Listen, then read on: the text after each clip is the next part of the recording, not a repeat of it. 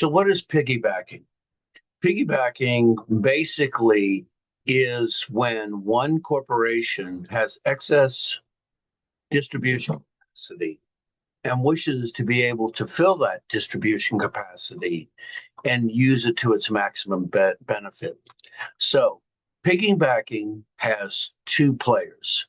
You have the carrier, which is the corporation that has excess distribution capacity.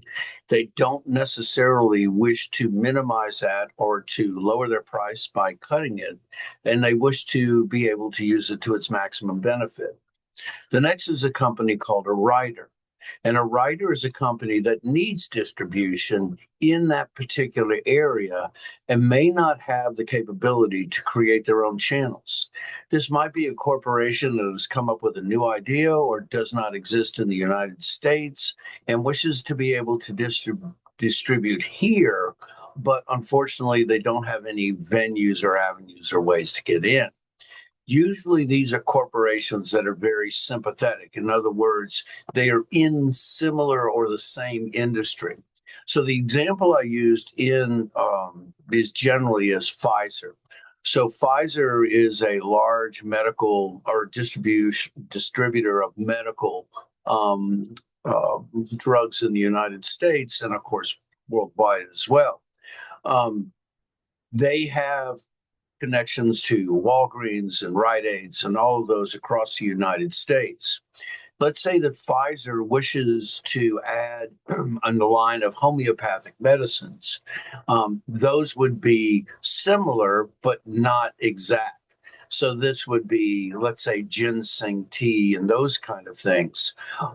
Let's say there's a company in India who specializes in those homeopathic medicines who would like to be able to distribute in the United States.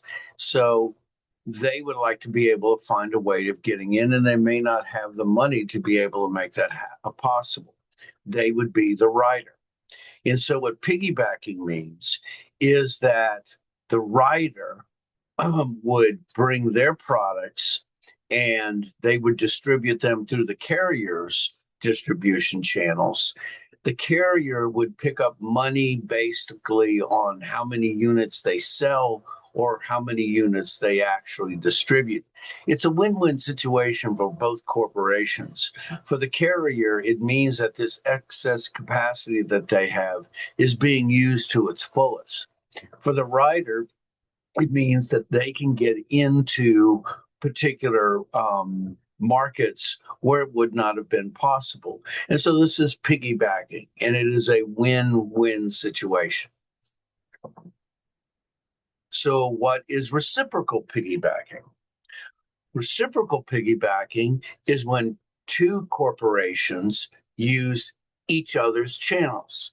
And so the example I had was Bandai had come out in the 90s with this particular television show based upon a Japanese television show. And they added American actors and created the Mighty Morphin Power Rangers. Mighty Morphin Power Rangers exploded like nothing you ever seen. So any kind of viral campaign that you can think of in your own mind, that's what happened with Bandai. Bandai all of a sudden is desperate to get into the market in the United States, but did not want to spend the 6 months or however long it would take to actually establish those channels.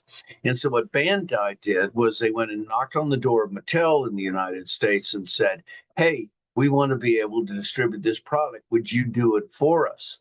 Mattel said, hey, I'm glad you're showing up. Matter of fact, we've been trying to get into the Asian market for years. So basically, Bandai and Mattel made a deal. Mattel was allowed to use Bandai's distribution channels in Asia and Australia, and Mattel allowed Bandai to use their channels in the United States and South America.